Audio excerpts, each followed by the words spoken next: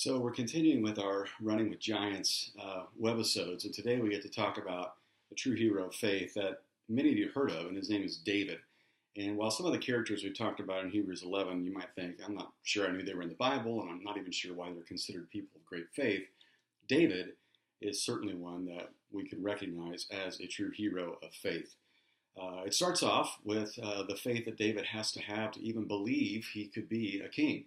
He's chosen by Samuel as being the heir apparent to Saul.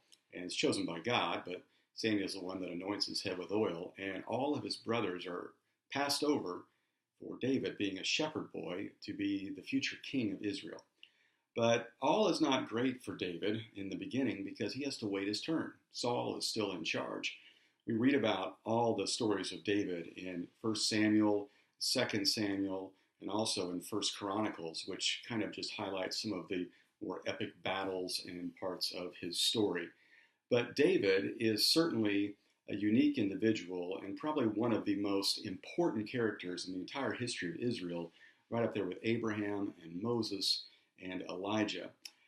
We encounter the heroism of David when we read about him and Goliath in this epic battle where all of Saul's men are scared to death of this giant, and David runs out there with a slingshot and takes this guy down. And he does so all for the glory of God. It's from that moment on that he captures the hearts of the people of Israel. So from then on, the people of Israel are chanting for David, but David still has to wait his turn. He continues to make great decision after great decision after great decision, and then he starts to make some bad ones. Because even though he's incredibly gifted, he's incredibly cunning, and he has incredible passion, there's a dark side of that, and that is his lust for power. And it causes him to make some decisions beyond God's boundaries. This is a great, great story for us to look at as we try to figure out the limits of the boundaries God has given us, the passion God has given us, the giftedness God has given us, because for all of us, our giftedness can also be our worst enemy as well. David's lust for power leads him to lust for a woman by the name of Bathsheba. He makes a devastating decision to not only take her as his own, even though she's married to someone else, but then have her husband killed.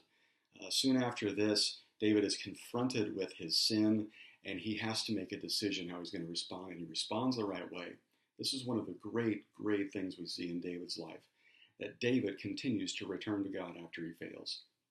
One of the great things that we can take away from David's life is he has the faith to believe that God could use him, and he has the faith to believe that God can forgive him. As a result of this, David's life is forever plagued by the bad decisions in his past. God says that his steadfast love will never leave David, but also the sword will not leave David's house. And we see this with poor decisions that his kids make, and eventually, after David's gone, the people of Israel are led into exile.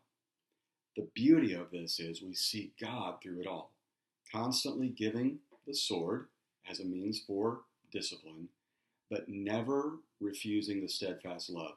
And it is from David's line that the true meaning of steadfast love comes to us in Jesus. Here's the story I think that we can all take from David's story, and that is this message of faith. Do you and I have the faith to believe God when everything in our life is good and when everything in our life is bad? Do we have the faith to take God up on his promises when we believe that they could be true about us? Or do we have the faith to take God up on his promises when we believe he's got the wrong person?